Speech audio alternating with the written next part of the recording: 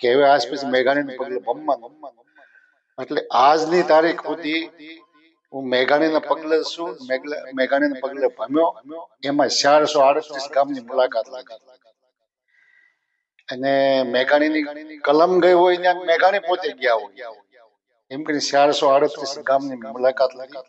104 ગામમાં રાત રોકાણી. 104 ગામમાં. અને 1.25 લાખ કિલોમીટર મારે લુના લઈને આ બધું ફરવા. 1.25 લાખ કિલોમીટર. જય સિયારામ. હું છું પરેશ રબારી. આપ સૌ મિત્રોનું હાર્દિક સ્વાગત છે મારી યુટ્યુબ ચેનલ વિશેષ વિથ પરેશમાં. મિત્રો, આપણું સાહિત્ય, આપણી સંસ્કૃતિ અને આપણા જે સંસ્કારો છે, આપણી માન અને મર્યાદા છે, એને વર્ષોથી જેને જીવંત રાખી છે એવું આપણું સાહિત્ય. એ સાહિત્યના એક રચયિતા કે જેને આપણે રાષ્ટ્રીય શાયર તરીકે ઓળખીએ છીએ એવા ઝવેરચંદ મેઘાણી. મેઘાણી તો જતા રહ્યા, પણ એના પગલે ચાલવા વાળું કોણ? એના ઇતિહાસોને ફરી ઉજાગર કરવા વાળું કોણ? આવા ઘણા બધા પ્રશ્નો થાય ત્યારે આપણી પાસે એનો એક જવાબ છે, એટલે કે રણછોડ દાદા મારું. આજે આપણે આવ્યા છીએ પાલીતાણામાં એક એવા વ્યક્તિને મળવું છે કે જેણે મેઘાણીના પગલે પગલે જઈ, મેઘાણી જ્યાં ગયા છે ત્યાં તો જવાનું, પણ મેઘાણીની કલમ જ્યાં ગઈ છે ત્યાં પણ જઈ અને આ ઇતિહાસને ઉજાગર કર્યો, આ સંસ્કૃતિને ઉજાગર કરી. આવો વધારે વાત નહીં કરતા દાદા પાસેથી જાણીએ અને મેઘાણીને ફરી જીવંત કરીએ. આવો મળીએ રણછોડ દાદાને. અને એ પહેલા, જો તમે આ ચેનલ પર નવા છો, આ વિડીયોને પહેલી વાર જોઈ રહ્યા છો, તો વિડીયોને છેક અંત સુધી જોવો, ચેનલને સબસ્ક્રાઇબ કરો અને એટલી બધી શેર કરો કે આપણી બધી જ માહિતી આપણે વધારે લોકો સુધી પહોંચાડી શકીએ. આવો મળીએ દાદાને. મિત્રો, મેં આપને વાત કરી પ્રમાણે કે સાહિત્યને, ઝવેરચંદ મેઘાણીના સાહિત્યને મેઘાણી દાદા ગયા પછી કેવી રીતે ઉજાગર રાખવું, કેવી રીતે એને જીવતું રાખવું, તો એના માટેનો એક જવાબ મેં આપને વાત કરી કે રણછોડ દાદા મારું. મારી બાજુમાં બિરાજમાન છે આદરણીય વડીલશ્રી રણછોડ દાદા મારું. દાદા, આપનું હાર્દિક સ્વાગત છે અમારી યુટ્યુબ ચેનલ વિશેષ વિથ પરેશમાં. જય મેઘાણી. જય મેઘાણી. વાતની શરૂઆત કરી દાદા, તો આપના બાળપણની સાથે સાથે આપને એક મેઘાણીની લત લાગી. અમે ઘણા બધી જગ્યાએ આપના ઇન્ટરવ્યુ જોયા, ઘણી બધી વાતો વાંચી, પછી ખબર પડી કે જે રીતે મેઘાણી જીવન જીવતા હતા એ રીતે આપણે જીવવાનું શરૂ કર્યું. તો ત્યાંથી શરૂઆત કરો કે શરૂઆતનું જીવન કેવું હતું? હું જાણે અમારું વતન પાલીતાણા, અને 12 વર્ષની ઉંમરથી દાદાજી મેઘાણી સાહિત્ય વાંચતા, હું ત્યાં બેઠો. ત્યાંથી મેઘાણી પ્રત્યેની મને લાગણી. અને અભ્યાસમાં કહો તો હું એક ચોપડી પાસ થયો, નિશાળે ગયો નહીં આજની તારીખમાં. પણ મેઘાણી સાહિત્ય દાદાજી વાંચતા એ કારણથી સાહિત્ય ઉપર રસ જાગ્યો અને મેઘાણી ઉપર પ્રત્યે રસ જાગ્યો નાનપણથી. તે આજની તારીખ સુધી ગરીબ પરિસ્થિતિ એ વખત ને અત્યારે, પણ મેઘાણીની રસધારમાં રસ ઓછો થયો નહીં આજની તારીખ. દાદા, આપે કીધું કે એક ચોપડી ભણેલો, સ્કૂલે ક્યારે ગયા નહીં, છતાં મેઘાણીની રસધાર વાંચવી, બીજી બધી બુકો મેઘાણી દાદાની વાંચવી, બીજા ઘણા સાહિત્ય આપણે વાંચ્યા છે, તો આ અભ્યાસ કરવાનો જે ટાઈમ મળ્યો એ કઈ રીતે થયેલું?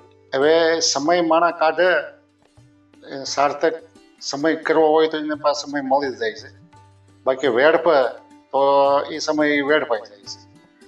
પણ મેં મારા એ સમયને બધો સાર્થક કર્યો. અને વાંચન અભ્યાસ તો ભણતર બહુ ઓછું, પણ 3 વર્ષ નિશાળે ગયો એ દરમિયાન મને થોડુંક વાંચતા આવડેલું.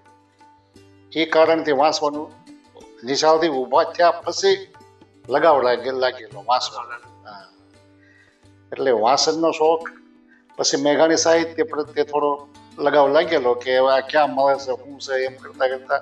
પણ તે પહેલા બીજી એક નાની ચોપડી વાંચતી, જેમ કે સદેવન સાવરકરની ટોલા મારોને એ બધી. અને 1980માં સૌરાષ્ટ્રની રસધાર લીધી, ત્યાંથી મેઘાણીના સાહિત્ય પ્રત્યે વસાવાનો રસ જાગ્યો. 1980 ચાલુ. દાદા, અમે આગળ એ પણ વાતો સાંભળેલી છે કે તમે જે છે એ મેઘાણી જ્યાં જ્યાં ગયેલા એના પગલે પગલે એની પાછળ ગયેલા, તો એના વિશે અમને થોડી વાત કરો. એમાં એવું થયું કે મેઘાણી સાહિત્ય તો ખૂબ વાંચ્યું, અને બધાય પુસ્તકો મેઘાણીના વસાવાને એવો સંકલ્પ કરેલો. એટલે 1980માં પહેલી સૌરાષ્ટ્રની રસધાર લીધેલી, 25 રૂપિયાના 5 ભાગ હતા. અને એમાં તે ભંગાર વેચ્યો એકઠો કરીને થોડાક પૈસા ગીટ્યા હતા એમ કરીને ચોરેશન રજદાર લીધેલી. પછી તો એમ થઈ ગયું કે મેઘાણી સાહિત્ય બધું વસાવવાનું એમ, જેટલું બહાર પડ્યું હોય જેટલું મળે મને એમાં રસ જાગ્યો. એટલે એક પછી એક મેઘાણી સાહિત્ય વસાવતો ગયો.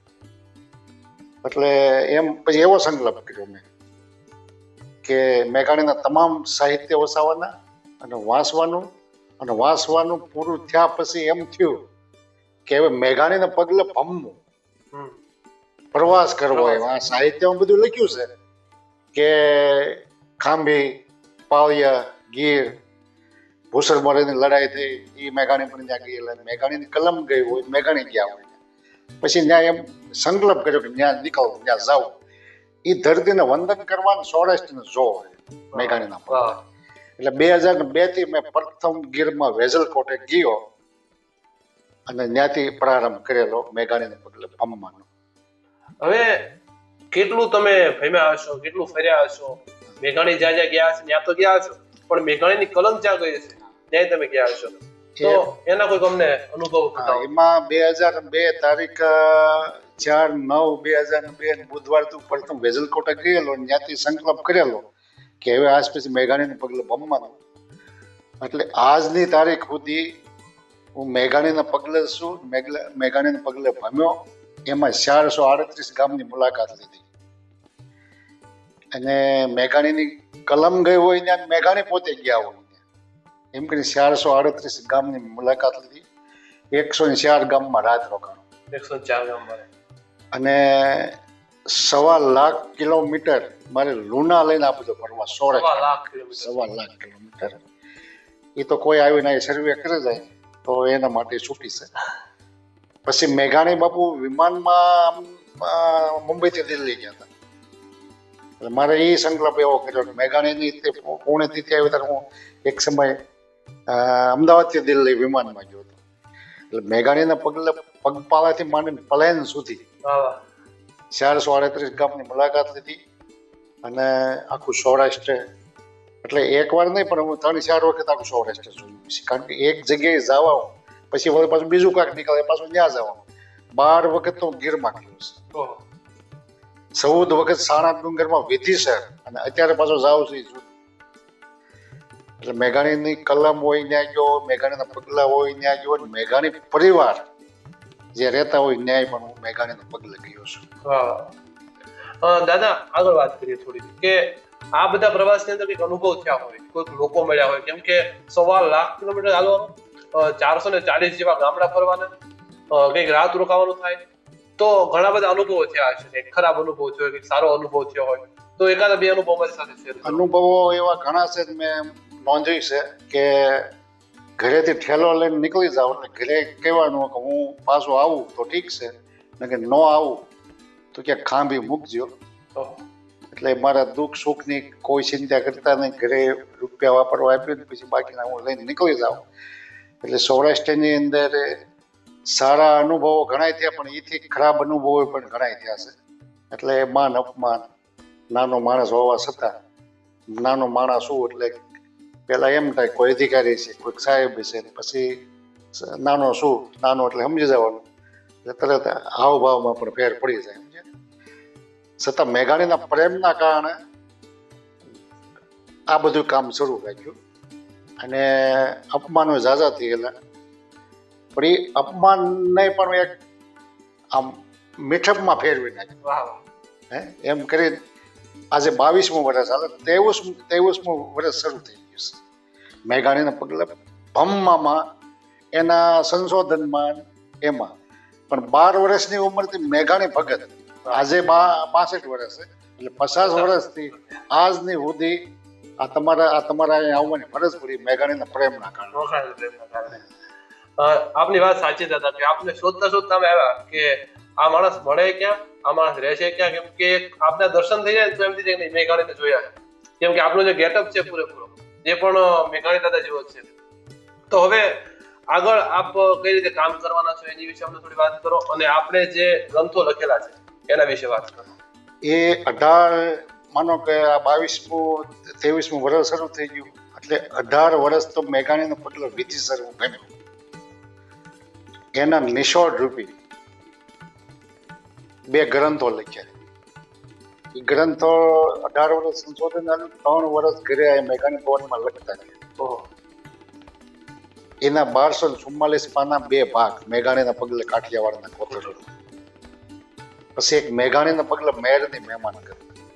સૌરાષ્ટ્રની અંદર 22 જ્ઞાતિનો સંપર્કમાં આવ્યો. મહેમાન તો એમાં પોરબંદરના મેરે કુટુંબ પરિવારની જેમ અને સાહિત્યમાં સહયોગ પણ એને આપેલો. આખા સૌરાષ્ટ્રમાં એ મેઘવાળ સમાજ છે.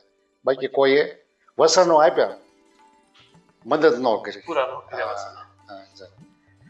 એટલે 2 ગ્રંથો લખ્યા. એની અંદર તો બધું હું બોલું છું બધું આવી ગયું છે. પછી મેઘાણીના પગલે મેરની મહેમાન છે અને શિવરના બ્રાહ્મણ રાજવંશ. આ એટલા વર્ષની અંદર એટલું કામ કર્યું. અને પછી એમ થયું કે આ ગ્રંથો આ ભેટ માટે છે, પેટ માટે નથી. એટલે સૌરાષ્ટ્રમાં 4 વર્ષથી બધે ભેટ આપું છું. વાહ વાહ.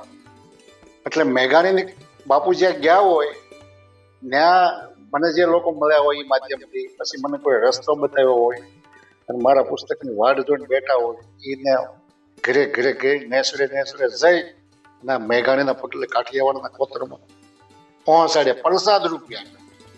અને એક લાંબો પ્રવાસ મેઘાણી કલકત્તા ગયા અને રહેતા ત્યાં રવિન્દ્રનાથ ટાગોરે તો એના વિદેશનો આમ સંબંધો મિત્રતા જેવું હતું. એટલે કલકત્તા પણ આ મેઘાણી ગ્રંથ મેં ભોગવે. વાહ વાહ. શ્યામલી નામનું રવિન્દ્રનાથ ટાગોરનું મકાન છે ને, મેઘાણી ત્યાં ગયેલા. મેઘાણી વારંવાર છેલ્લા 1946માં પણ છેલ્લે ગયા. રવિન્દ્રનાથ ટાગોરની તબિયત નરમ હતી તો શ્યામલીનું દર્શન કરીને નીકળી ગયા હતા. એ જગ્યાએ હું આ 2 મહિના પહેલા ત્યાં ગયો. અને ત્યાં એ તો બધા હિન્દી ભાષી, ત્યાંના જે રવિન્દ્રનાથ મ્યુઝિયમ, ત્યાં મેઘાણી ગ્રંથો કાઠિયાવાડના કોતરોમાં ત્યાં અર્પણ કર્યા. એટલે કાઠિયાવાડથી કલકત્તા સુધી મેઘાણી પ્રસાદને પહોંચાડી. ખૂબ સરસ મજાની વાતો કરી આપણે. હવે આગળ હવે તમારું શું સપનું છે એના વિશે થોડી વાત. સપનામાં એવું કે મેઘાણી 51 વર્ષ વયા ગયેલા, આ દુનિયામાં વિદાય થઈ ગયા. જો કે મારા, એ તો બીજા તમે બધા કહો છો વયા ગયા, પણ મારે તો હયાત જ છે. એટલે મારે તો વ્યવહાર રીતે કેવું પડે કે 51 વર્ષ વયા ગયા, પણ મારી નજર તો સામે છે જ. એટલે મારે ઉર્વિશ કોઠારીને જયારે મારે અમદાવાદમાં ઇન્ટરવ્યુ લીધું ત્યારે મેં કીધું 51 વર્ષ મેઘાણી જીવે એટલું મારે જીવવાનું. એટલે ઉર્વિશ કોઠારી ના પાડ્યું, તમારે તો હજી ઘણું કામ બાકી છે. પણ મેં કીધું બાપુ એટલું જીવ્યા હોય તો મારે રાજુ રહીને શું કરવું. બાપુએ કાંઈ મેળવવા પોતાના માટે કર્યું નહોતું, મારે કાંઈ મારા. એટલે 51 વર્ષ, અત્યારે મારી 62 વર્ષ છે ઉંમર. એટલે 51 વર્ષે હું ન ગયો. એટલે આ કામ બાકી હતું પૂરું કરવા માટે કુદરતે મને રાખ્યો હશે મેઘાણી કાંઈક. એટલે હવે પાછું જો આયુષ્ય રે, હવે પછી જો કે હવે હું ઈચ્છતોય નથી વધુ જીવવાનું, પણ જો આયુષ્ય હોય તો મેઘાણીના પગલે કાઠિયાવાડના કોતરોમાં 3જો ભાગ, એની પણ એક તૈયારી, આમ તો એ તૈયારી જ છે. અને 2028માં પૂરું થાય એવી ગણતરી છે. કારણ કે મેઘાણી 1928માં વેજલ કોટે ગયા, એટલે 2028માં એને 100 વર્ષ પૂરા થાય. અને મારા મેઘાણીના પગલે 25 વર્ષ પૂરા થાય. એ નિમિત્તે એ સહેલો ગ્રંથ એ એક પ્રકાશ કરવાનું સંશોધન કરી. એટલે મેઘાણીને 25-26 વર્ષ મેઘાણી પરિભ્રમણ કર્યું. મારે મેઘાણીના પગલે 25-26 વર્ષ પૂરા થાય એ નિમિત્તે આ છેલ્લી એવી ઈચ્છા છે, પણ એ બધું ઈશ્વર આધીન. એક છેલ્લી વાત કરવી છે કે આપણે અત્યારે હાલના લોકોને જોઈએ છે, માણસ પિક્ચર પાછળ પડ્યો છે, ફિલ્મ પાછળ પડ્યો છે, ન ખાવાનું, ન બોલવાનું, ન ફરવાનું ફરે છે, ન પહેરવાનું પહેરે છે. ત્યારે આપ સાહિત્યને એક જીવ છો, સાહિત્ય વાંચો છો, સાહિત્ય લોકો સુધી પહોંચાડો છો. મેઘાણી દાદાને હજી આ સમાજની અંદર જીવંત આપે રાખ્યા છે. તો એક નાનકડો સંદેશ કે માણસના જીવનમાં સાહિત્યનું શું મહત્વ હોય? સાહિત્યનો સંદેશ એ જીવન તો હું જ પુરાવો છું કે સાહિત્ય હું ભૂમિકા ભજવતી હોય છે. સારું વાંચન, સારા લેખકોના પુસ્તકો, એમાં મેઘાણી બાપુના પુસ્તકો, એટલે સારું વાંચનથી તમારું જીવન તો સુધરે છે, પણ સામા માણસ હોય તમને વંદન કરવાનું મન થાય એવું સાહિત્ય એની અંદર તાકાત પડી છે. એટલે સારું વાંચન, સારું વાંચવાનું, સારો વિચારો રાખવાના, એમાંથી જ બધું સારું થઈ શકે છે. હા, એટલે સારું વાંચન હોય તો બધું થઈ શકે, મારો સંદેશ હોય છે. વાહ, ખૂબ સરસ મજાની વાતો આપને દાદાએ કરી. મેઘાણી આપણી વચ્ચે હજુ જીવન છે એવી એક ચેતના ઊભી કરી અને દાદા અહીંયા આ આખા મેઘાણી ભવનની અંદર કામ કરી રહ્યા છે. આપે આ વિડીયો છેક સુધી જોયો પણ આપનો પણ આભાર. દાદાએ આપણને સમય આપ્યો એ માટે એમનો પણ આભાર. સાથે સાથે જય સિયારામ.